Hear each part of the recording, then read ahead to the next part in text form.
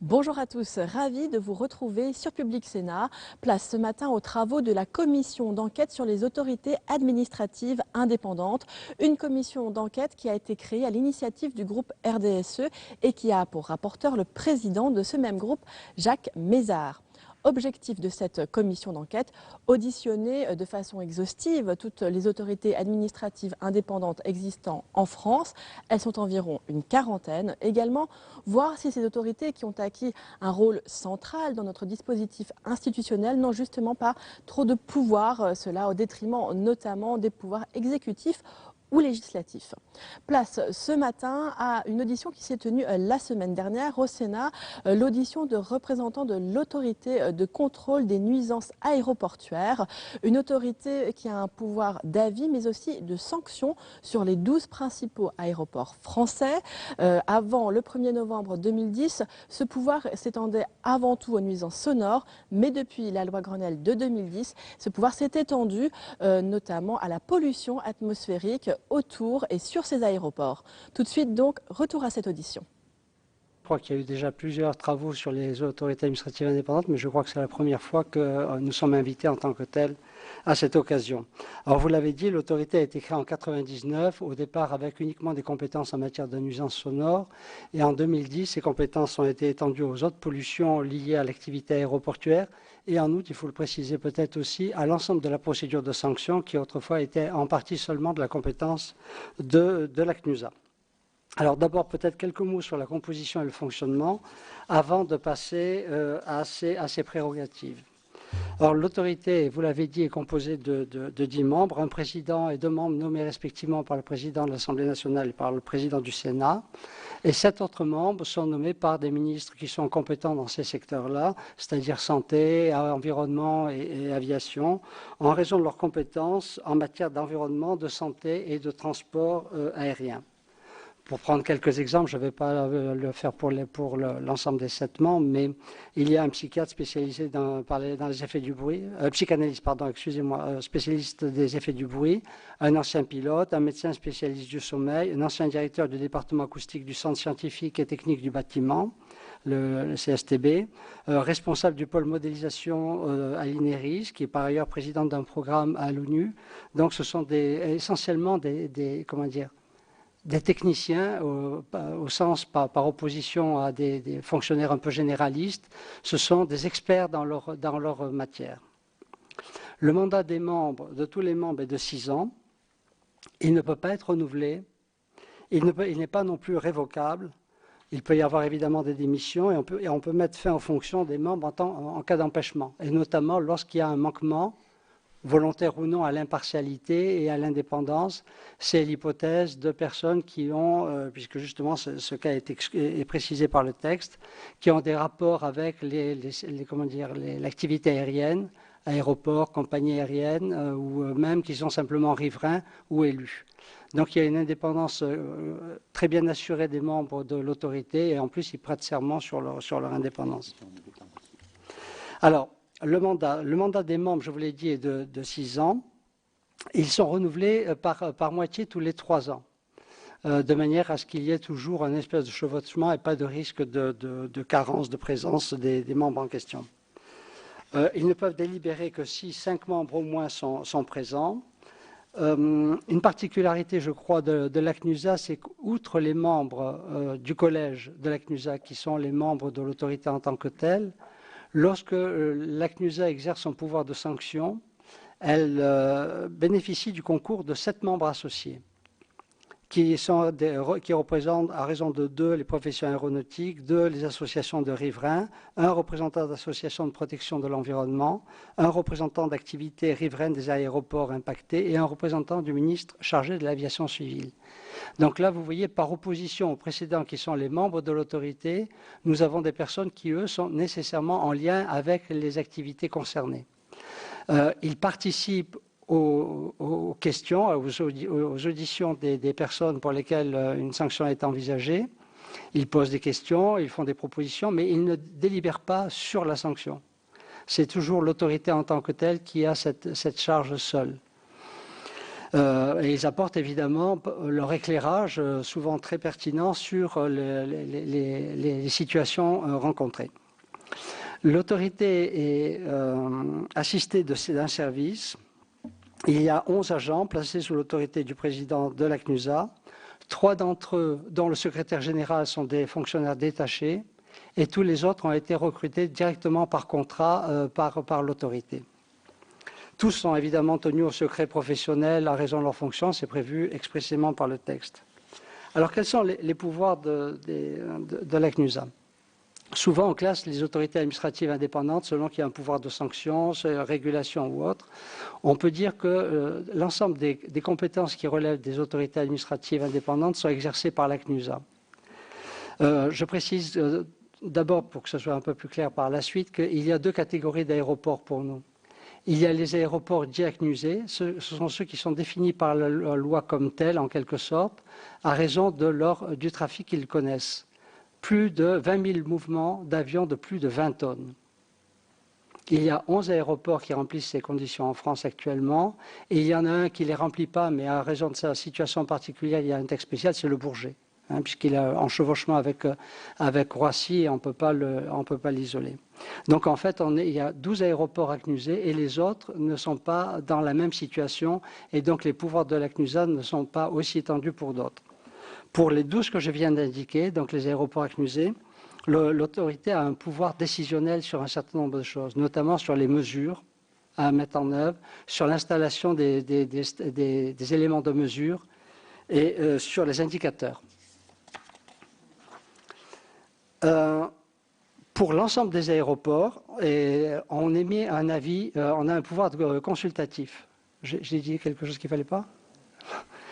On a un avis consultatif, c'est-à-dire qu'on intervient comme autorité de contrôle a priori et on peut dire aussi, on le verra après, comme autorité de contrôle a posteriori.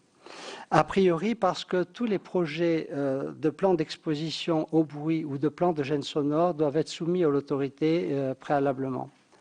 De la même manière, tous les textes relatifs à des règlements sur des procédures, parce qu'on pourra avoir des amendes après, doivent être soumis aussi à l'autorité. Les plans de protection de l'atmosphère, les schémas régionaux de climat, de l'air et de l'énergie doivent aussi être soumis à la CNUSA à partir du moment où ils concernent des territoires sur lesquels il y a un aéroport ACNUSé ou un territoire qui peut être impacté par les nuisances venant d'un tel aéroport. Sur ces procédures d'avis, disons qu'en moyenne, chaque année, la CNUSA émet une quinzaine d'avis. Par exemple, au premier semestre de cette année, 2015, on en a mis 9. Dans le domaine des nuisances sonores, on a aussi un contrôle a posteriori, puisque je vous l'ai indiqué tout à l'heure. On a un pouvoir de décision sur les mesures, les installations de mesures, et donc on a évidemment le pouvoir d'aller vérifier si le travail qu'on a demandé de faire a bien été fait. Il y a ensuite le pouvoir de sanction, à l'encontre de toute personne exerçant une activité aérienne rémunérée ou non, des personnes au profit desquelles cette activité est rémunérée et des fretteurs. Dès lors que ces personnes ne respectent pas les mesures de restriction ou les procédures prises par l'autorité administrative pour la protection des riverains. Alors ces amendes sont de 1 500 € lorsque c'est une personne physique, elles s'élèvent à 20 000 € lorsque c'est une personne morale, et dans un certain nombre d'hypothèses, en application d'une loi de 2012 qui est entrée en vigueur le 1er janvier 2014, l'amende peut monter à 40 000 €. Il s'agit des manquements qui ne peuvent pas ne pas être volontaires et qui concernent surtout la nuit. Les avions qui s'envolent sans créneau, sans slot, enfin je ne sais pas le terme que vous préférez, ou qui ne respectent pas l'interdiction de certains avions trop bruyants de voler. Ces amendes sont évidemment font l'objet d'une décision motivée. Elles sont prises à l'issue d'une procédure qui respecte évidemment intégralement l'ensemble des règles définies en application de l'article 6 de la CEDH. Et le montant des amendes est versé au budget général de l'État. Ça ne reste pas dans la caisse de la CNUSA. Depuis la création de l'autorité, il y a eu environ peut-être un peu plus de 40 millions d'euros d'amendes qui ont été infligées. En 2014, il y a eu 3 millions. Et en 2015, du fait de la modification dont je parlais tout à l'heure, au premier semestre, il y a eu 2,4 millions déjà, c'est-à-dire presque les deux tiers de ce qu'il y avait eu avant. À côté du pouvoir de sanction, on intervient, et c'est peut-être la partie la plus délicate, comme autorité dans les procédures de recherche de transparence, d'arbitrage et de concertation. On a un devoir d'information du public et un devoir de veiller à ce que l'information du public soit assurée. On peut dire que les administrations, la DGAC, la Direction générale de l'aviation civile, les aéroports sont plutôt portés vers l'opacité.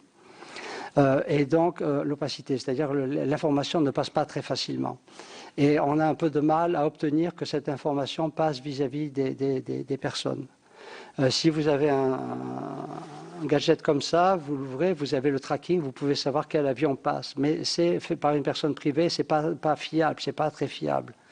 Depuis des années, on essaie de faire mettre en place cela par les aéroports, les administrations, comme ça existe d'ailleurs sur tous les aéroports, ou presque ACNUSés, du même niveau que les aéroports ACNUSés français, sur les pays développés, dans les pays développés voisins, aux États-Unis, en Grande-Bretagne, etc. Et on se heurte, je dirais pas un refus, mais chacun renvoie la balle sur l'autre. La DGAC disant c'est les aéroports qui doivent le faire, et les aéroports disant c'est la DGAC, et finalement personne ne le fait.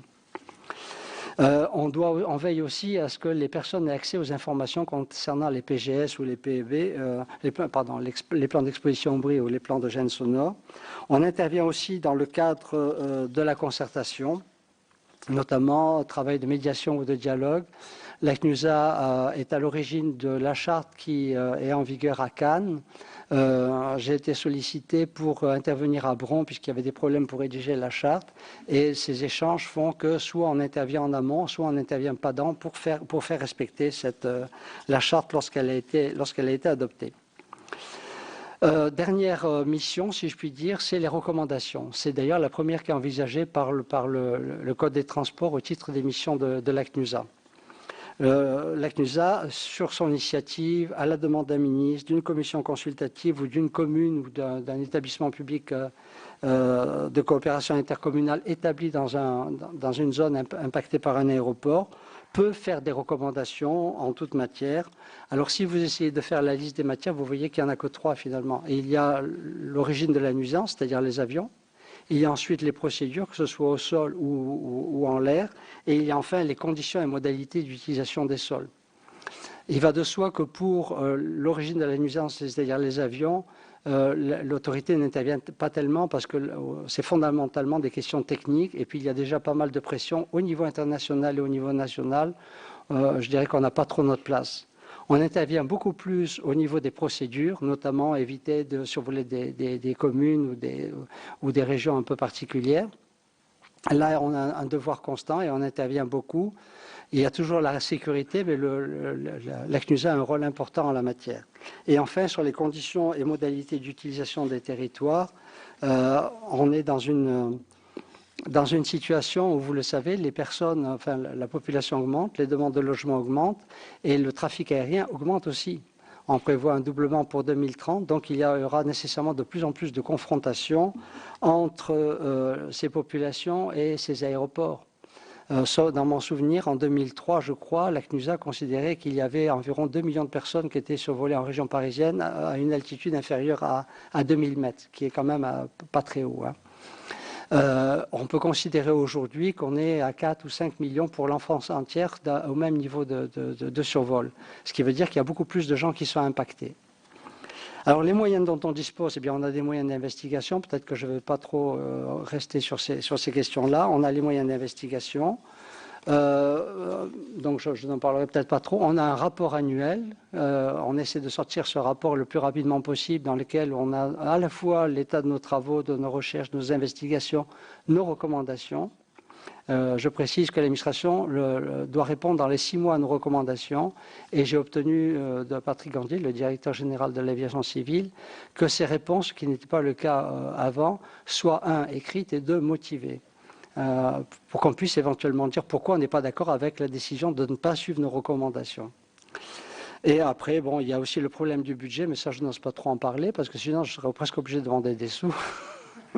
On a 1,1 million pour les frais de personnel et 440 000 euros pour les frais de fonctionnement. À 440 000 euros, nous avons des études à faire. En 2012, on a fait des études sur le roulage, on a fait une étude sur le bâti, on a fait une étude sur les populations visant dans les plans d'exposition au bruit. On essaie de voir un peu la situation dans la mesure où la DGAC ne peut pas ou ne veut pas nous donner toutes les informations dont on aurait besoin. On est donc obligé de financer cela. Avec 440 000 euros, c'est un peu difficile. Voilà, je crois que j'ai fait à peu près le tour de ce qui me paraissait à peu près essentiel et évidemment, je suis prêt à répondre à vos questions. Non, c'était très complet. Je vous remercie beaucoup, Monsieur le Président. Je donne la parole à notre rapporteur, Jacques Mézard. Donc vous êtes considéré comme une autorité administrative indépendante.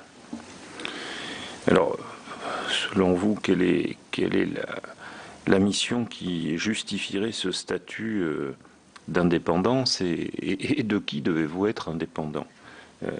De l'État, des compagnies aériennes? Alors, je crois que lors de son audition, le doyen Gélard, outre qu'il précisait que 80% des AI devaient être supprimés, il disait que seuls devaient être maintenus, je le cite, les AI auxquels l'État a confié une mission d'État de sanctionner, contrôler et vérifier. J'ai le sentiment qu'on cumule assez largement l'ensemble de ces missions et en toute indépendance, puisque comme je vous l'ai indiqué tout à l'heure, ce sont des techniciens qui n'ont plus rien, je vous ai indiqué leur pédigré, si je puis dire, ils n'ont rien à attendre. Moi-même, je suis magistrat, je suis à la retraite, il n'y a plus rien, on a une véritable indépendance et de tout le monde. Alors, il y a une indépendance que je ne revendique pas et même contre laquelle je protesterai si elle pouvait exister, c'est l'indépendance vis-à-vis du Parlement. Parce que je pars du principe que c'est la loi qui crée les AI et la loi, c'est le Parlement qui l'a fait. Et je suis moi-même allé à plusieurs reprises demander à ce qu'on ait un contrôle. Il y a eu récemment une commission d'enquête sénatoriale sur le coût de la pollution. J'ai demandé à être auditionné alors que ça n'était pas prévu. Et plusieurs de nos revendications, de nos recommandations sont passées là-dedans. Au cours des 12 derniers mois, j'ai été auditionné à ma demande ou volontairement, ou à la demande de la commission par exemple. J'ai été auditionné 5 fois, je crois, au Sénat et 8 fois à l'Assemblée nationale, soit par des parlementaires en tant que tels, soit devant les commissions d'enquête, les commissions responsables compétentes pour l'environnement. Donc, loin de revendiquer une indépendance, j'estime qu'on doit dépendre du législateur et que le législateur doit vérifier. C'est la raison pour laquelle j'envoie systématiquement le rapport annuel aux commissions compétentes en matière d'environnement des deux assemblées et aux personnes qui sont concernées, soit parce que leur circonscription est voisine ou concernée par un aéroport, soit parce qu'elles se sont manifestées intéressées pour telle ou telle raison par les travaux que nous faisions. On n'envoie pas à tous les parlementaires avec notre budget, ça risquerait de devenir un peu difficile. Mais le rapport est toujours accessible sur le site de l'ACNUSA, évidemment, hein. En revanche, vis-à-vis des administrations, des riverains, des aéroports et des compagnies aériennes, je peux vous dire que l'indépendance est plus que totale, puisque pour certains, j'ai même le sentiment qu'ils s'en plaignent. Oui, ceci étant, vous êtes logé par le ministère de l'Écologie. Le ministère de l'Écologie. Alors, au niveau de l'indépendance, on peut se poser la question. Alors, plusieurs points. C'est une question, je suppose, ça s'appelle une remarque, une réponse. Je crois que lorsque Mme Libert-Champagne est venue, ou la responsable du service France Domaine est venue, les deux vous ont indiqué que le fait d'être logé n'impliquait pas une dépendance. Pour ce qui concerne la CNUSA, je pourrais ajouter... C'est nous qui l'apprécierons. Hein. Oui, mais je pourrais ajouter deux choses, peut-être sur ce point très précis. En réalité, c'est la DGAC qu'on contrôle. Ce n'est pas l'environnement, ce n'est pas les travaux du ministère de l'Environnement, c'est ce qui concerne les aéroports et donc l'aviation. Et on n'est pas logé ici les Moulineaux, on est pas loin de chez vous, au 244 boulevard Saint-Germain. Donc, je n'ai pas trop de problèmes. Et en plus, je crois bien, je peux dire que je n'ai jamais rencontré ni le ministre des Transports, malgré ma demande d'être reçu, ni celui de l'environnement, ni celle de l'environnement. Donc, il y a une indépendance total, peut-être même presque trop, parce que parfois je pense qu'il faudrait peut-être échanger, ça ne se trouve pas. Deuxième observation, lorsqu'on était place de Fontenoy, puisqu'on a déménagé à plusieurs reprises, et qu'on nous a dit qu'on allait arriver dans les locaux occupés par une administration d'État, j'ai bien indiqué que si on ne peut pas faire autrement, ben on fait pas autrement. C'est des économies quand même d'avoir des locaux bien à disposition comme ça, plutôt que d'en louer ou d'en acheter ailleurs.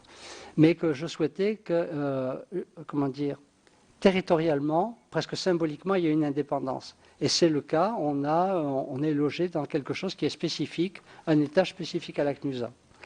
Donc vous avez raison, quelque part on pourrait imaginer, pour moi en tant que magistrat, je dirais c'est le problème de l'impartialité objective cher aux juges de la CEDH, de la Cour européenne des droits de l'homme. Mais objectivement et dans la réalité, je peux vous assurer, alors, si vous lisez le rapport d'ailleurs, vous verrez que le fait d'être logé n'agit pas beaucoup sur nos recommandations ni sur mes convictions. Non mais il ne s'agit pas d'une critique a posteriori. Je ne l'ai pas pris comme une critique, mais comme une crainte. C'est une question normale. D'ailleurs, je remarque avec intérêt que vous avez pris soin de lire et de regarder les auditions précédentes réalisées par notre commission d'enquête. Mais pour tout vous dire, j'en avais écouté une pour me faire une idée, puis j'ai trouvé tellement intéressant que j'en ai regardé quelques-uns.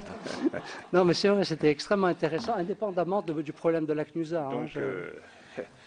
Donc je ne vais pas essayer de vous surprendre, mais peut-être y arriverai-je. Vous n'avez pas le sentiment d'être plus un paravent et une caution qu'autre chose? Ça, franchement, je ne pense pas du tout ça. J'ai entendu à plusieurs reprises, justement, le délitement de l'État ou le fait que l'administration a essayé de trouver quelque chose pour se cacher. C'est pas du tout cela. J'allais presque dire que ce soit l'ensemble des autorités administratives indépendantes, mais en tout cas pour la CNUSA, parce qu'il vaut mieux que j'essaie de me concentrer sur ce que je connais le mieux. On n'est pas un paravent pour l'administration, on est un censeur, on est un surveillant, on a un contrôle de l'administration. On est là pour voir si elle fait ce qu'elle doit faire. Quand je viens, je reviendrai peut-être devant les parlementaires en leur disant, regardez là, les gens qui habitent près des aéroports avec 70 LDN, 70 niveaux de bruit toute la journée et même des avions la nuit. À aucun moment la loi a prévu un rachat de ces logements pour ceux qui voudraient partir. J'ai bien ça. Vous croyez que la DGAC va venir vous apporter ces éléments-là, va vous en parler de ça? Lorsqu'on est allé à la commission d'enquête sur le coût de la santé dire qu'en matière de pollution, la DGAC ne respectait pas les textes parce qu'ils étaient en retrait, c'est-à-dire que les mesures à mettre en œuvre n'étaient pas prises au moment où elles devaient être mises en œuvre compte tenu de la loi, ce n'est pas la DGAC qui serait venue se plaindre, c'est la CNUSA qui est venue, et d'ailleurs ça a été repris par le rapport, c'est la CNUSA qui est venue le dire. Il faut avoir à l'esprit que les autorités administratives indépendantes, selon moi, ça n'est pas une atteinte à la démocratie, c'est un garant de la démocratie. Si, en supposant qu'il y a un délitement de l'État, des problèmes d'administration, les AI sont nés comme un remède à ce problème-là. Ce n'est pas le remède qu'il faut soigner, c'est le mal qu'il faut soigner. Et donc, j'essaie de finir de répondre à votre question. Pour moi, les AI ne sont pas un paravent de l'administration, c'est une demande sociale, c'est une demande qui est très forte et qui est d'ailleurs partout dans le monde, partout vous avez des AI. Je crois que ça correspond à un vrai besoin. Quelqu'un disait dans une autre audition qu'il y avait que l'Union européenne demandait que, je crois, en matière d'énergie nucléaire, l'existence d'une AI. Pour la CNUSA, pour les nuisances des avions, vous avez un règlement, j'ai les références, je vais les chercher tout à l'heure si vous le voulez, un règlement qui exige la constitution d'une AI. On est allé en Belgique, l'administration fédérale cherche à mettre une AI en place. Je ne pense pas qu'elle réussira compte tenu des problèmes que vous connaissez de binationalité, bilinguisme. Et on a été consulté, et le secrétaire général avec la responsable du pôle sanctions sont allés là-bas pour essayer de travailler à la préparation d'une loi. La Grande-Bretagne, le rapport de Vis, la commission des aéroports pour la troisième piste à Heathrow ou ailleurs, demande la création d'une AI et m'ont demandé de venir intervenir pour expliquer cela. Ça correspond à un besoin.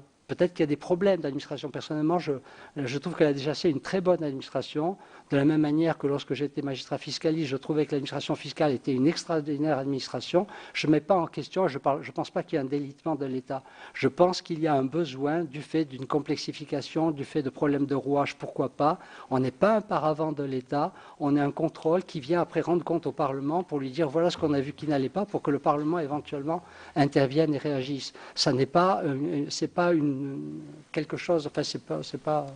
Vous êtes un excellent avocat du pouvoir des juges. Je vous remercie. Je ne sais pas si dans la bouche c'est un compliment, c'est une constatation. Pour moi, oui, parce que justement, vous savez qu'il y a eu, enfin vous le savez, il y a eu il n'y a pas très longtemps un colloque organisé par le Conseil d'État à la Maison de l'Avocat sur la médiation. Et un des gros problèmes des juges, justement, actuellement, c'est l'explosion du contentieux et le fait que les juges ne peuvent plus suivre malgré la dématérialisation des procédures. Et donc, on cherche à trouver comment faire passer du contentieux du prétoire vers d'autres voies, le médiateur, etc. Les AI, c'est un moyen de faire cela et avec des garanties assez extraordinaires, puisque, enfin, selon moi, et en tout cas tel que je le vois, c'est véritablement des garanties. On parlait par exemple de la CIF, du culte de l'ego. La CIF, si elle n'existait pas, ça serait une commission lambda et on n'aurait pas les mêmes pointures, excusez-moi du terme, dans la commission lambda pour faire le travail de la CIF. Donc je pense que le fait d'avoir, j'en fais pas partie, donc j'en parle d'autant plus aisément, des gens des très grands corps de l'État, Cour de cassation, Conseil d'État, etc., c'est un plus. C'est un plus. Et c'est quelque chose qui permet aux AI d'assumer leurs fonctions peut-être un peu mieux que si c'était une autorité, une commission administrative lambda. On ne va pas s'éloigner trop de la CNUSA, mais non. Vous ne pensez pas que si on crée en moyenne une autorité administrative indépendante de plus chaque année, tous ces grands corps de l'État vont avoir du mal à suivre? Alors, 2 points. Sur la création chaque année, je peux pas. C'est vous qui pouvez répondre à la question parce que c'est pas moi qui décide des créations des Oui, mais AI. ça, une fois qu'on nous a dit ça, on nous le dit toujours, mais sachez qu'on saura s'en souvenir. Et je sais qu'effectivement, une chaque année, je ne suis pas sûr que ça soit pertinent. Je pense qu'il doit y avoir comment dire, des principes a priori. D'ailleurs, c'est dans la proposition législative. On doit avoir des critères de félicité d'une AI. Et je pense que ces critères de félicité d'une AI devraient être codifiés dans un texte et appliqués. Ça, c'est le premier point. Ensuite, vous soulevez le problème des grands corps qui ne pourraient plus répondre. La CNUSA, il n'y a personne d'un grand corps. Donc il n'y a pas besoin qu'il y ait des grands corps pour faire fonctionner une AI. On peut faire fonctionner une AI, on pourrait imaginer que des avocats pourraient, pour la dimension juridique, participer à une AI, mais bon, quelque part, ça serait gênant pour la suite de la carrière. Hein. Mais on pourrait imaginer d'autres personnes. On n'a pas besoin d'avoir des gens qui viennent du Conseil d'État, même si par ailleurs, je considère, moi personnellement, et encore une fois, je ne suis pas concerné, que c'est un plus pour une AI. Vous voulez rajouter quelque chose ? Oui, Madame la Présidente, je crois qu'il y a un autre élément qui plaide en faveur de l'existence de la CNUSA en qualité d'AI, c'est qu'elle répond à un besoin, une demande des riverains. À plusieurs reprises, lorsque nous nous déplaçons dans les aéroports régionaux pour rencontrer les commissions consultatives de l'environnement, nous avons été sollicités par les associations qui, bon gré, enfin à tort ou à raison, peu importe, mettent en doute la parole des aéroports et souhaitent avoir une autorité indépendante qui vienne confirmer la plupart du temps les mesures qui sont faites par les aéroports. Pour elles, c'est quelque chose de très important parce que les aéroports sont à la fois jugés partis lorsqu'on dit il y a tel niveau de bruit à cet endroit, il n'y a pas un bruit excessif, vous avez fait des mesures qui sont pas corrélées au vol des avions ou qui sont faites avec des instruments non certifiés.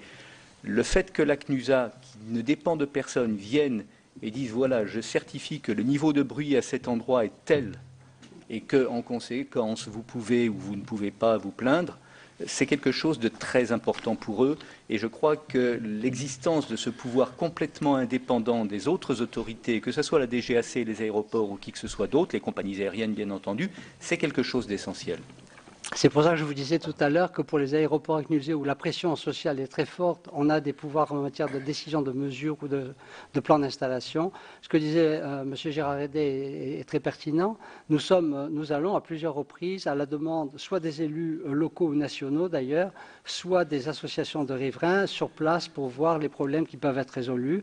On est allé à Nantes, vous savez quels sont les problèmes de Nantes, on est allé à Chambéry, on est allé à Toulouse, à Bordeaux, et on essaie de voir si on doit prendre des mesures, si on doit proposer quelque chose qui est demandé par les riverains. Et on va à Strasbourg bientôt le 29. Donc on répond à un besoin. Et ce besoin, comme je vous le disais, on n'est pas une deuxième administration. On est un élément de contrôle. Et je crois que c'est essentiel. Alors, on va ouvrir une petite parenthèse rapide. Vous êtes allé à Nantes. Je suppose que c'est pour Notre-Dame-des-Landes. Je suis obligé de répondre à cette question. Oui. Oui. Oui, vous êtes obligé. Et alors, qu'est-ce que vous avez fait et vous pouvez nous dire? Bon, alors, ça vous intéresse, j'aurais pas dû en parler d'ailleurs. Eh bien, déjà, votre réflexe est important. Oui. Vous n'auriez pas dû en parler. Oui. Vous êtes devant la représentation nationale. Oui, mais justement, parce que vous venez de nous dire que vous n'êtes pas indépendant vis-à-vis de la représentation nationale. Justement, je ne suis pas indépendant vis-à-vis de la représentation nationale et donc d'abord de ce qu'elle a fait, c'est-à-dire des lois. Or, la loi a précisé que la CNUSA était compétente pour les aéroports qui entraînent des nuisances. Et au moment des débats en 1999, la question s'était posée de savoir si la CNUSA devrait prendre position sur le futur troisième aéroport de Paris à 120 km. Et dans les débats, vous avez clairement indiqué que la CNUSA ne prend position que sur les aéroports qui existent, pas sur ceux qui sont projetés. Notre-Dame-des-Landes n'existe pas encore, et donc pour l'instant, il n'y a pas de nuisance. Si en revanche, vous m'interrogez sur Nantes Atlantique, sur la possibilité de pérenniser Nantes Atlantique, dans ce cas-là, je vous renvoie à notre rapport. Dans notre rapport, on a clairement indiqué qu'on considérait que l'analyse qui avait été faite à l'époque par la DGAC souffrait de plusieurs faiblesses et n'était pas à prendre au pied de la lettre. La contre-analyse qui avait été faite par les riverains n'était pas non plus très satisfaisante et on demandait à ce qu'il y ait une autre expertise neutre et indépendante pour voir si véritablement le départ de Nantes Atlantique se justifiait pleinement au regard des motifs allégués. Donc pour Notre-Dame-des-Landes, si je ne vous en parle pas, c'est parce que ce n'est pas de ma compétence. Je peux en parler tout à l'heure avec vous en tant que citoyen, mais en tant que président de la CNUSA, ce n'est pas de ma compétence. Et pour l'autre, je vous redis la réponse que j'avais donnée et que je maintiens encore aujourd'hui. Ceci dit, par parenthèse, le préfet de région à l'époque était tellement furieux que je ne prenne pas position pour le déménagement qu'il est allé se plaindre à la ministre. Voilà, ça prouve bien l'indépendance. Vous présidez une autorité indépendante dont vous nous indiquez qu'elle a peu de moyens, que vous n'avez pas le moyen pratiquement de financer des études solides, et quand même ça vous permet de porter un jugement définitif sur de grands projets, alors que vous avez moins de 400 000 euros par an pour faire ces études. Oui, là on n'a pas fait faire une étude. Et que vous n'avez qu'une douzaine de personnes. C'est-à-dire que vous avez de telles compétences que, à vous 12, sans moyens pour faire des études techniques importantes, que n'importe quelle collectivité pourrait financer, vous avez quand même le moyen de dire ce qu'il faut faire ou pas. Je pense que je me suis mal exprimé ou vous m'avez mal entendu. Je redis ce que j'ai cru avoir dit tout à l'heure. On a été saisi de 2 rapports. Un fait par la DGAC sur l'intérêt du déménagement et l'autre fait par les riverains. Je parle globalement, là, je me suis extrait de Nantes. Excusez-moi, parce que lorsqu'on ne prend pas position sur des grands projets, le seul grand projet qui existe actuellement, c'est celui de Notre-Dame-des-Landes pour les déménagements, vous voulez dire d'aéroport? Non, je parle de manière générale, puisque on a ouvert et refermé une parenthèse sur l'Ouest. Hein, je dis simplement qu'avec les faibles moyens dont vous-même vous plaignez, qui ne vous permettent pas de financer des études techniques solides, vous avez quand même les moyens de porter des jugements extrêmement précis. Je pourrais en porter encore plus si vous nous donnez plus de moyens. Mais déjà, avec les moyens dont nous disposons, il existe dans le texte, dans la loi, il existe un article qui précise que les autorités de l'administration, les administrations sont tenues de nous communiquer les documents dont on demande la production. Et donc, éventuellement, puisqu'ils ont les éléments d'information, de faire les études adéquates. Si bien que chaque année, là par exemple dans le rapport de l'an dernier, il y avait 5 demandes d'études qui étaient adressées à la DGAC, nous demandons les éléments dont on a besoin pour travailler. Et c'est sur la base des éléments qu'on nous produit et qu'on regarde quand même d'un œil critique, comme je vous l'ai indiqué par exemple pour Notre-Dame-des-Landes, c'est sur la base des éléments qu'on nous produit qu'on peut éventuellement faire des recommandations. Lorsqu'on n'a pas les éléments, on demande les éléments, et lorsqu'on ne peut pas les obtenir, c'est dans notre rapport, on explique qu'on aurait souhaité travailler sur telle question, mais que compte tenu des carences en information, on ne peut pas le faire. Par ailleurs, je vous l'ai dit tout à l'heure quand même, on a un ancien pilote, un ancien directeur d'aéroport, on a des médecins, on a un certain nombre de personnes qui sont très compétentes dans leur domaine. On a une équipe, même si elle est petite, de personnes aussi qui sont compétentes. Le responsable du pôle bruit, par exemple, est un expert près des tribunaux et un acousticien, un ingénieur acousticien. Donc on a quand même des gens qui savent un petit peu de quoi ils parlent. Et il est toujours expert auprès des tribunaux, Hans. Il a le droit, c'est un agent. C'est une question. Hein. Oui, oui. Simplement, il n'intervient pas quand il y a un problème avec un aéroport. Si vous avez un problème avec votre voisin sur les problèmes de nuisance, il peut faire une expertise le cas échéant. À ma connaissance, il n'en fait pas beaucoup. Il garde ça pour j'allais dire pour le prestige, mais être expert pour le prestige, mais il a le droit, il n'y a pas de problème pour moi. Enfin, Monsieur le Président, à vous écouter, je me demande si bientôt il ne faudra pas créer une autorité administrative indépendante pour l'application du Code de la route. Mais c'est un autre débat. Alors, vous nous avez parlé des citoyens, des usagers. Effectivement, c'est une préoccupation extrêmement importante, de la même manière d'ailleurs que les nuisances sonores le sont un peu partout en France, y compris sur l'utilisation des 2 roues en zone urbaine. Mais en décembre 2014, plusieurs associations de riverains ont contesté vos prises de position, ont même exigé votre démission. J'ai les documents sous les yeux, en mettant fin à leur collaboration avec vous. Est-ce que vous pouvez nous dire pourquoi? Est-ce que c'est préjudiciable au bon fonctionnement de la CNUSA? Qu'est-ce qui s'est passé? Alors, oui, c'est exact, vous venez de dire, c'est exact. Pour être clair, c'est essentiellement, enfin, oui, ce sont les associations de riverains des aéroports parisiens et de l'aéroport de Toulouse. Dont la présidente, l'association de Toulouse, est la présidente de l'UFCNA, de l'Union française de lutte contre les nuisances des avions, la fédération, si vous voulez, des associations de riverains. Avec j'allais dire presque ce carteron d'associations, effectivement, j'ai des problèmes de relations. Cela tient au fait que lorsque j'ai pris mes fonctions, les 2 premières les 2 premières rencontres que j'ai eues avec des associations de riverains, c'était des riverains de Roissy et d'Orly. Pour Orly, la première chose qu'on m'a demandé, c'est de faire fermer Orly.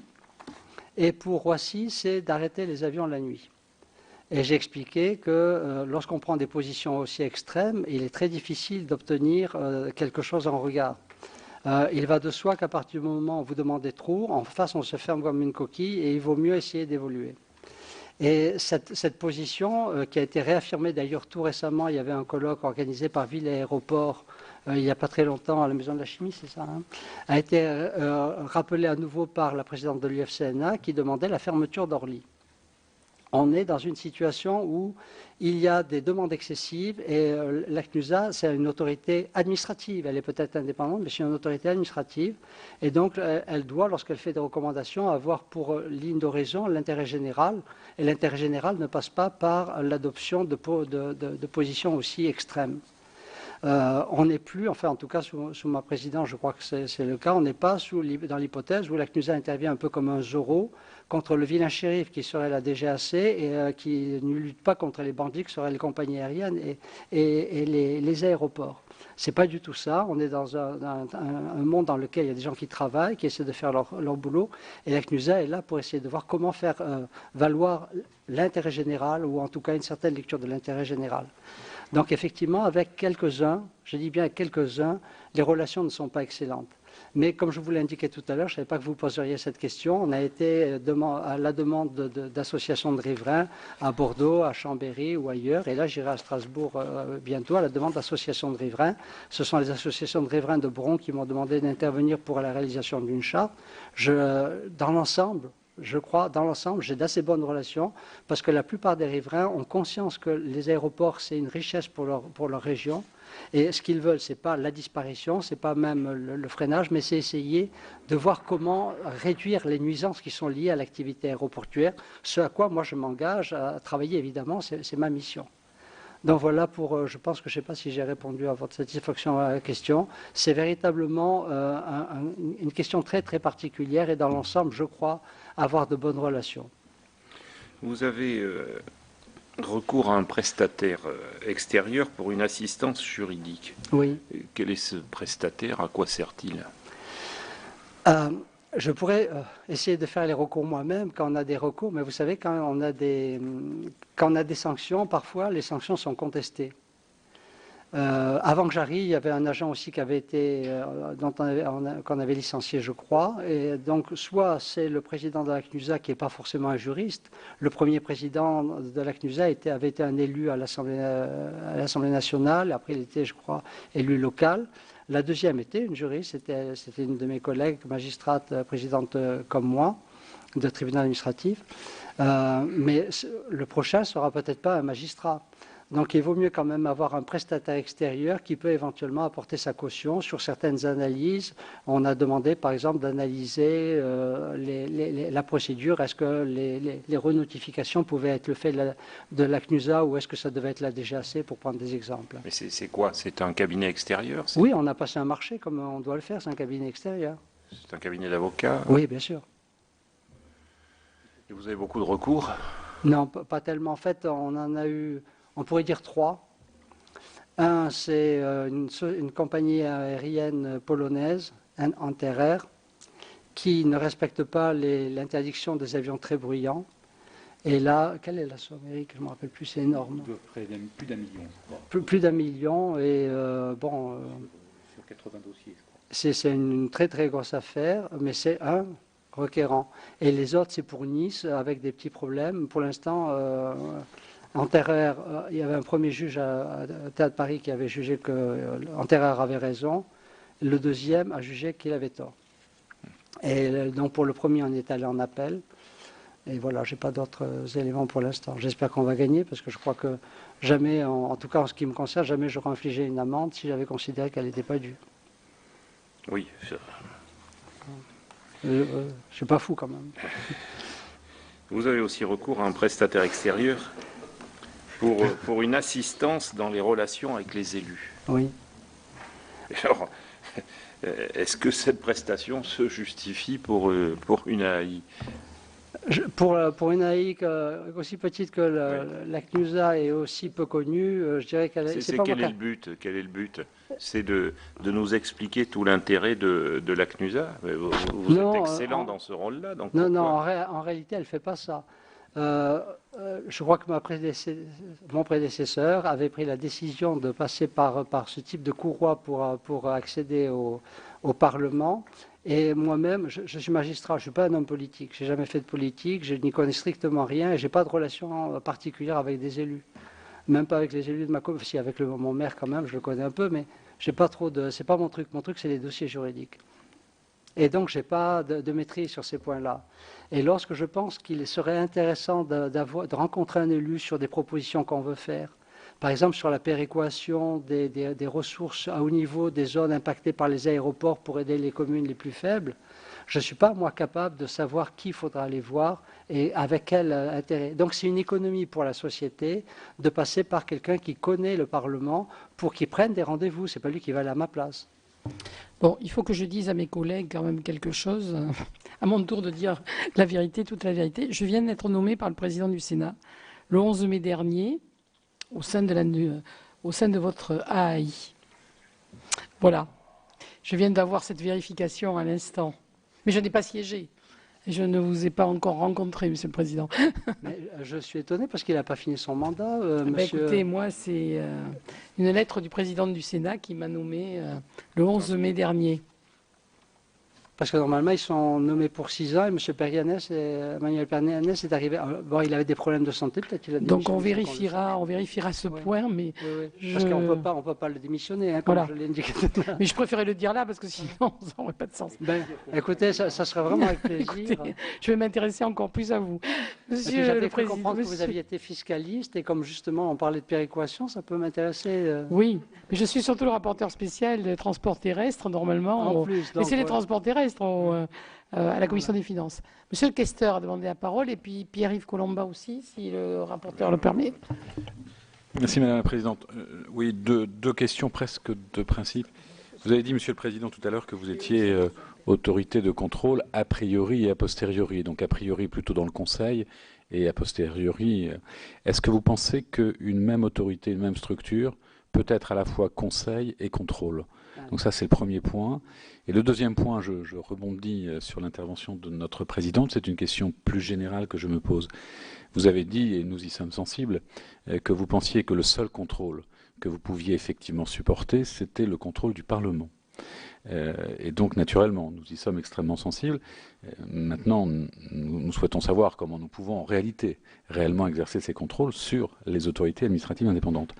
Est-ce que cela est compatible d'être, nous, Parlement, contrôleurs, alors que dans le même temps, nous nommons un certain nombre de personnes, et naturellement, il n'y a aucune attaque personnelle contre notre présidente, ô combien bien aimée, mais est-ce qu'il y a une compatibilité, là encore, entre la possibilité de contrôle et la possibilité de nomination de l'autorité de contrôle dans l'autorité administrative indépendante? Merci. Alors, lorsque je parlais de contrôle a priori, je ne pensais pas au Conseil. Un Conseil n'est pas un contrôle, de quelque manière que ce soit. Je pensais aux avis obligatoires, c'est-à-dire que dans un certain nombre d'hypothèses, pour des textes réglementaires, la CNUSA doit être saisie pour émettre un avis. Si cet avis n'est pas conforme, l'administration n'est pas obligée de le suivre, mais il peut y avoir des conséquences. Et en général, elle essaie de le suivre, et quitte à revoir ses procédures. Donc c'est à ça que je pensais en parlant de contrôle a priori. Et quand je parlais du contrôle a posteriori, c'était par rapport, par exemple, aux installations de mesure du bruit. Nous avons des exigences pour assurer une bonne mesure du bruit, pour que les gens soient informés. Et donc, c'est par rapport à ça que nous venons contrôler. En ce qui concerne le Conseil, je ne crois pas que ça fasse partie de nos compétences. Ce qui est dans nos compétences, c'est les recommandations. Alors, on pourrait dire que c'est des conseils, si vous voulez, mais les recommandations, moi, je me sens tout à fait neutre de former des recommandations avec le collège. Elles ne viennent pas que de moi, heureusement. On est à 10, on s'arrête sur une position et on fait des recommandations qu'il appartient au Parlement de suivre ou de ne pas suivre. Mais je crois qu'il n'y a pas de problème à ce que des personnes qui agissent en toute indépendance puissent émettre des recommandations à destination du Parlement. En tout cas, moi, je n'en vois pas. Le Parlement est libre de suivre ou de ne pas suivre, mais je ne vois pas de problème particulier. Vous avez dit le seul contrôle que j'acceptais c'était celui du Parlement. C'est pas tout à fait exact. Peut-être que je me suis mal exprimé, je ne me rappelle pas trop. On est contrôlé par la Cour des comptes. Et j'estime que c'est normal. On a même demandé, je crois, à être contrôlé par la Cour des comptes. Je pense que c'est la moindre des choses que ce soit le cas. Je ne sais pas si ça a été fait, je ne crois pas. C'est avant que j'arrive. Mais... On n'a jamais été contrôlé, on est trop petit pour intéresser réellement la Cour. Ben, elle viendra peut-être pour 440 000 €, ça vaut le coup. Bon. Donc voilà. Et puis en plus, nos décisions, lorsqu'on prend des décisions, je pense aux sanctions, sont contrôlées par le juge administratif. Donc on n'est pas sans contrôle. Dès lors qu'on a une décision, et je parle de décision, puisqu'il n'y a que ça qui peut être sanctionné éventuellement par un tribunal, il y a un contrôle. Il y a le contrôle sur l'aspect financier par la Cour des comptes, et il y a le contrôle du Parlement que je demande, puisque moi-même je viens pour porter des éléments ou pour demander à être controllé. Je suis désolé, c'est la moindre des choses. Sénateur qui était à votre connaissance, les deux membres. Le député, c'est qui? Pardon, Madame la Présidente. C'est pas forcément un député, un sénateur. Non, on a deux personnes qui sont nommées, l'une par le président de l'Assemblée nationale, qui vient d'être nommée, c'est une inspectrice générale de l'administration, qui a remplacé une autre IGA d'ailleurs. Et par le Sénat? Et par le Sénat, c'est un psychanalyste qui a beaucoup travaillé sur les questions de bruit et de gêne sonore et qui a en même temps des qualifications d'urbaniste et qui a été nommé en 2012 pour 6 ans. C'est pour ça que nous avons été très étonnés. Étonnant quand même, hein. À moins qu'il ait démissionné sans que nous le sachions. On va regarder ça. Je ne sais pas, j'ai répondu à vos... Non, c'était un principe plus général, parce que vous avez notamment parlé du principe d'impartialité objective, et là aussi nous y sommes sensibles. Donc est-ce qu'effectivement, c'est un principe non pas pour vous en tant que tel, la CNUSA, mais pour l'ensemble des autorités administratives indépendantes, y a-t-il compatibilité entre nomination par le Parlement, par le président des assemblées d'un certain nombre de membres, les représentants dans une autorité administrative indépendante, et capacité à contrôler cette même autorité administrative indépendante? C'est une question plus générale, si vous voulez. D'accord. Moi, je peux répondre. Oui. Moi, je n'y vois pas d'inconvénient. Si on n'était pas filmé, je vous dirais que je ne suis pas très sensible à l'impartialité objective, qui est une impartialité d'image. On ne demande pas la réalité, on demande d'avoir l'apparence de l'impartialité. Et je suis en revanche beaucoup plus sensible à l'idée de l'impartialité réelle. Et donc pas avoir d'intérêt et pas je dirais que des gens du Parlement me semblent ne pas être, enfin j'espère en tout cas pas être très sensibles à simplement la notion d'apparence. Voilà pourquoi moi ça ne me choque pas que des gens soient proposés par le Parlement. J'ai été proposé par le Président de la République, j'ai été auditionné par les assemblées, enfin par le Conseil d'État en réalité, mais c'est le Président de la République qui m'a proposé aux deux assemblées. J'ai été auditionné et mais je ne connais pas le Président de la République. C'est pas le fait que le Président de la République m'a proposé que... voilà. Si je peux ajouter une chose, c'est que les membres désignés par les deux présidents des deux chambres ne représentent chacun que 1 sur 10 des membres du collège. Et donc, finalement, comme toutes les décisions sont prises au niveau collégial, je dirais que le poids respectif de chacun n'est que d'un dixième et que, de notre point de vue, ça ne nuit pas du tout à la capacité du Parlement de contrôler l'ensemble des actes de l'autorité. Mais je me demande s'il n'y a pas une erreur, parce qu'il n'y a pas d'autres commissions là au niveau aéroportuaire en dehors de votre AI, parce que je ne pense pas, c'est pas possible que j'ai été nommé sur ça. On va vérifier, hein. Là il y a quelque chose qui est... Non, mais je me demande s'il n'y a pas d'autres commissions consultatives ou c'est possible, ça c'est possible. Aéroportuaires, voilà. Et ça aussi, ça sera intéressant quand même de regarder le lien avec ces autres commissions, hein, en tout cas au moins celle où j'ai été nommé.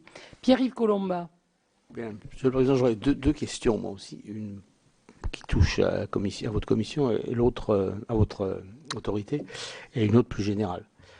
La première, c'est: est-ce que vous estimez avoir des moyens de contrainte, enfin de répression suffisants?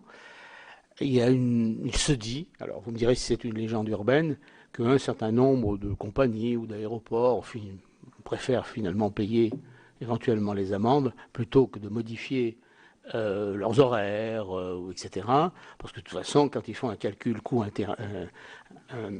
dépenses-intérêts, ils y gagnent. Bon.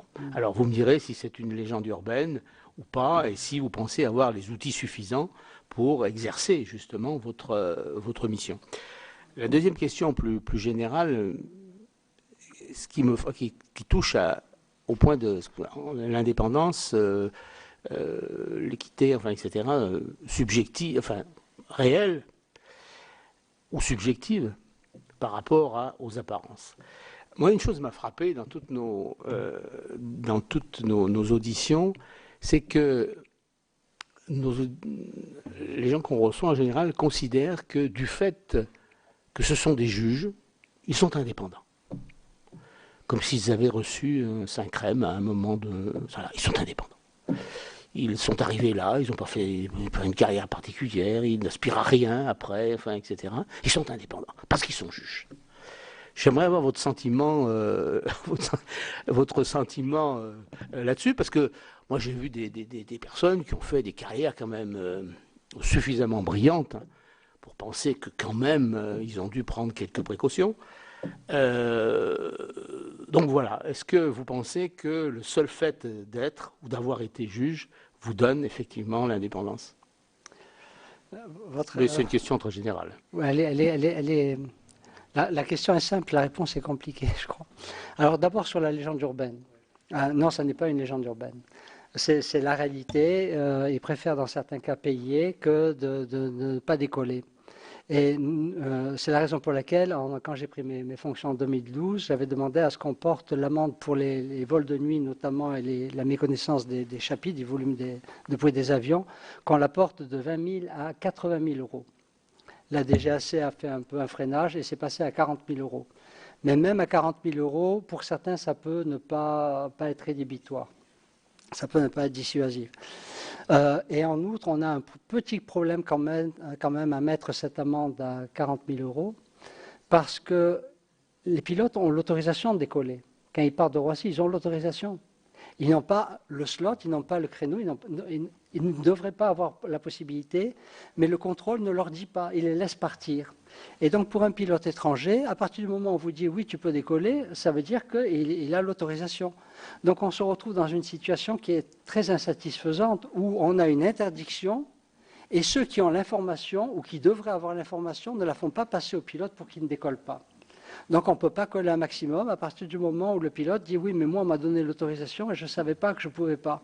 Certains, ils savent, bon, ça peut-être même beaucoup, mais d'autres, c'est vraisemblablement impossible. Donc nous, ce qu'on souhaiterait actuellement, et on essaie de travailler à cela, c'est que la DGAC ou les aéroports soient obligés de dire à un pilote lorsqu'il demande décoller, la Clarence, qu'ils soient obligés de lui dire que tu vas avoir la Clarence, mais tu n'as pas le créneau de nuit, donc tu ne devrais pas pouvoir décoller. Après, il assume. S'il veut payer 40 000 ou 80 000 euros, c'est son affaire. Mais au moins, il a l'information. Et je peux vous dire qu'il n'y en a pas beaucoup qui partiront avec 40 000 euros. Ce sont essentiellement les compagnies du Golfe qui, pour des raisons XY, ont les moyens de répondre à cela. Air France ne pourrait pas se permettre de partir avec 40 000 euros. Ça correspond aux bénéfices réalisés sur je ne sais plus combien de vols, quand même. Donc il faut avoir ça à l'esprit. Donc ça n'est pas une légende urbaine. Pour certains, c'est le cas. Ça ne gêne absolument pas. Ils ne viennent même pas défendre devant la CNUSA. Ils vont payer et puis voilà. Bon. Sur le deuxième point, sur le fait d'être juge, moi je vis comme ça, mais je crois qu'il y a des avocats, peut-être qu'ils pourront en parler aussi, peut-être mieux que moi. Le fait d'être juge, quelque part, c'est un peu ce que disait Montaigne, vous savez, la coutume, c'est une sacrée maîtresse d'école, et après on y est dedans. J'ai été indépendant pendant toute une grande partie de ma carrière. J'ai un peu de mal, en venant de l'UNAI, de considérer que je ne vais plus être indépendant. Si je n'étais pas indépendant, je serais resté juge. Parce que j'adore mon métier, parce que je trouve que c'est extraordinaire. Jamais j'aurais accepté de devenir un lampiste avec quelqu'un qui va me dire ce que je dois faire. Je serais resté président de ma chambre. Je ne parlais pas pour vous, hein, je parlais en général. C'est pour ça que je vous dis les juges, à mon humble avis, sont de différentes natures. Monsieur le sénateur, vous avez raison, mais moi j'essaie de voir déjà à partir de moi, parce que je pense que ce que je dis des juges doit correspondre à beaucoup. Étant précisé, je le rappelle que les conseillers d'État ne sont pas des juges. Ils n'ont pas le statut de magistrat. Ils jugent, mais ils sont des conseillers de l'État. Ils n'ont pas le statut de magistrat. Moi, je l'ai, eux ne l'ont pas. Mais il y a une telle tradition dans le Conseil d'État d'indépendance par rapport au pouvoir que déchoir en trahissant, ça serait presque pire que n'importe quoi. Je crois qu'il y a, enfin je me fais peut-être des illusions sur les grands corps de l'État, je n'en sais rien, mais je crois quand même qu'il y a des valeurs qui sont très fortement ancrées et qui donnent une certaine hauteur. Quant à un magistrat comme moi qui prendrait les fonctions, mon prédécesseur, c'est au moment où il allait à la retraite, à 71 ans ou je ne sais pas quel âge pour d'autres, on ne va pas commencer à rentrer dans la bataille. On a servi l'État, parce que pour moi je sers l'État. Hein. On a servi l'État et j'essaie de le servir le mieux possible. Et puis après j'ai fini, voilà. On va accélérer un tout petit peu vu l'heure. Michel, tu voulais intervenir, Michel? Merci, Madame la Présidente. Tout d'abord, je voudrais m'excuser, Monsieur le Président, de mon retard, mais nous installions ce matin le groupe d'études sénatoriales sur l'aviation civile. Et donc, ceci explique cela. Alors, j'ai bien entendu dans vos propos tout à l'heure que vous aviez demandé à être reçu par les ministres compétents, transport et environnement, et que vous n'aviez pas eu de suite encore à cela. Franchement, cela m'étonne parce que ça veut dire que le peu de considération que les ministres portent sans doute à l'AAI. Alors, j'ai lu aussi dans votre rapport d'activité du 13 avril 2015 que vous demandiez une révision urgente des missions de la CNUSA. Est-ce que vous pouvez nous en dire peut-être quelques mots? Troisième question, Monsieur le Président.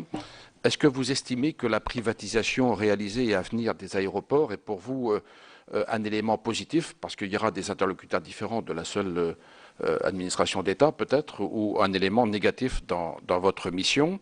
Et puis quatrième question, si vous voulez bien, Monsieur le Président, est-ce que vos missions portent aussi sur l'étude de la pollution atmosphérique générée par le développement du trafic aérien? On sait que ce trafic aérien a tendance à modifier le cycle de l'eau, à générer aussi de la pollution du ciel par particules qui affecte forcément la vie sur Terre. Est-ce que vous portez aussi un regard sur ces questions-là? Je vous remercie. Alors sur la première question, où c'était plutôt une observation, non, je ne crois pas que ce soit... Je pense que c'est une question d'emploi du temps, plus qu'autre chose, puisque j'ai quand même été reçu par leur cabinet, et j'ose espérer que le cabinet font remonter l'information vis-à-vis des ministres. Mais je m'étais imaginé quand même qu'après pendant 3 ans de présence, on aurait pu avoir un ministre qui avait le temps les ministres sont très débordés actuellement. Peut-être, en tout cas, c'est l'explication que je préfère retenir.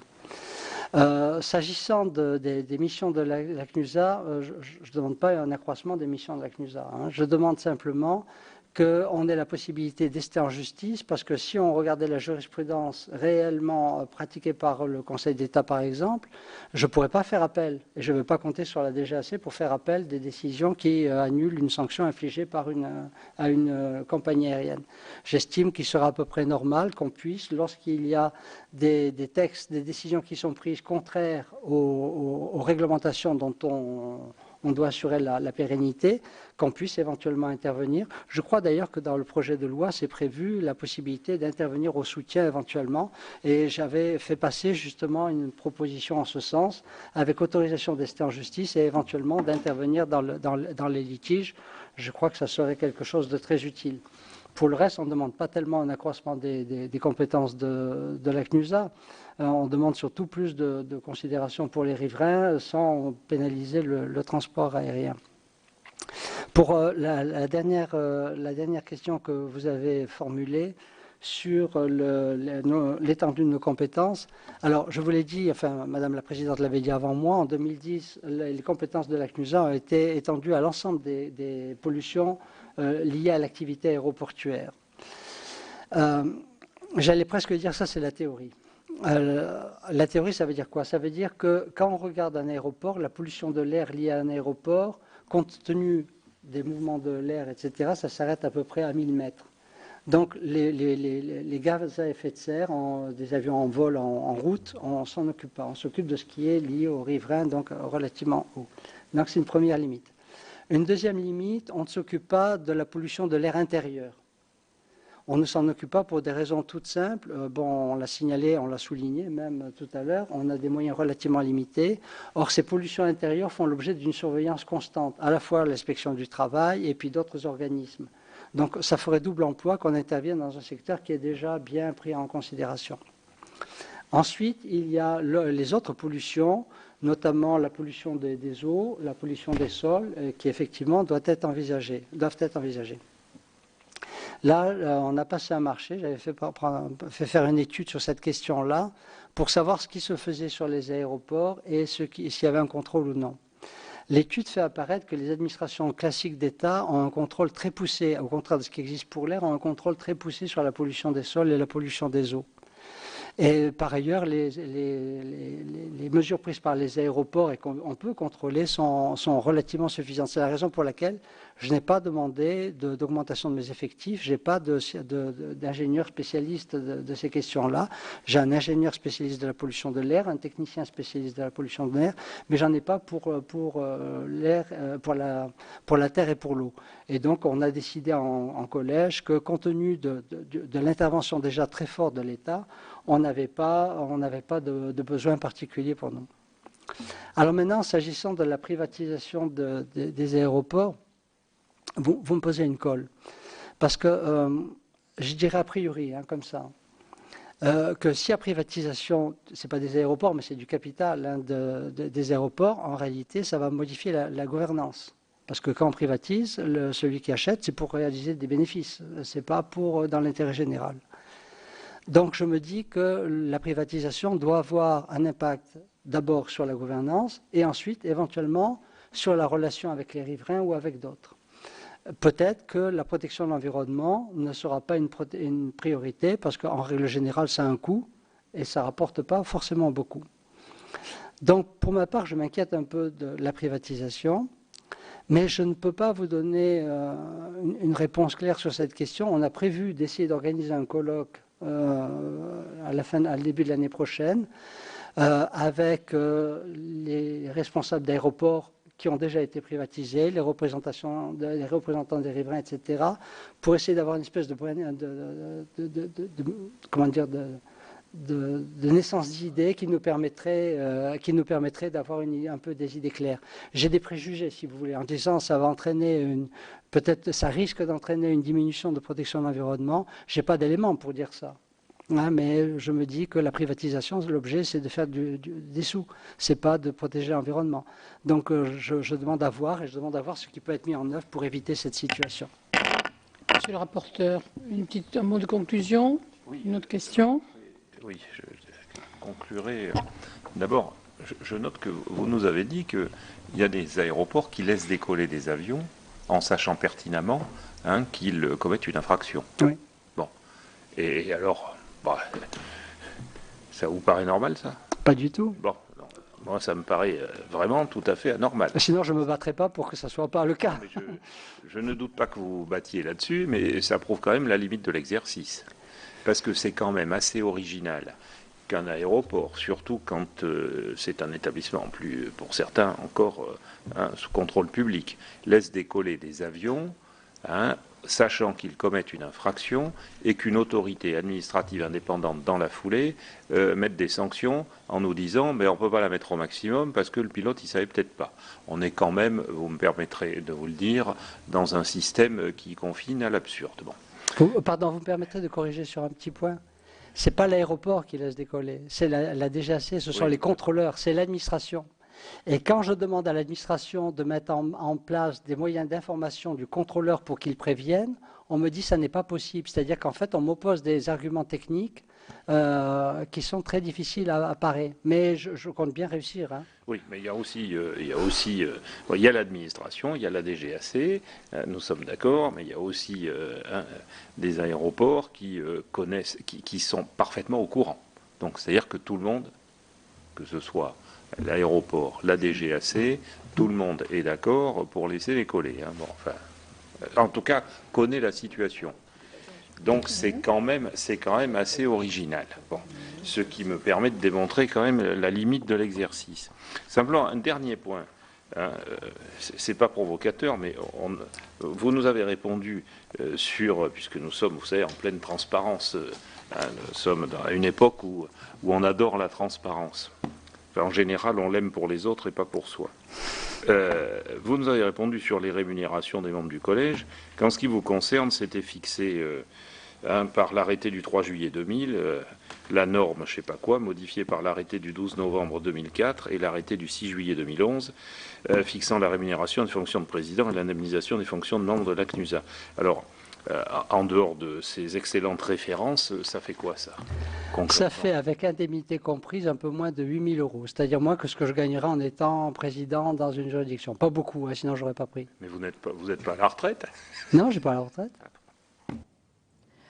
Voilà pour les travaux de la commission d'enquête sur les autorités administratives indépendantes.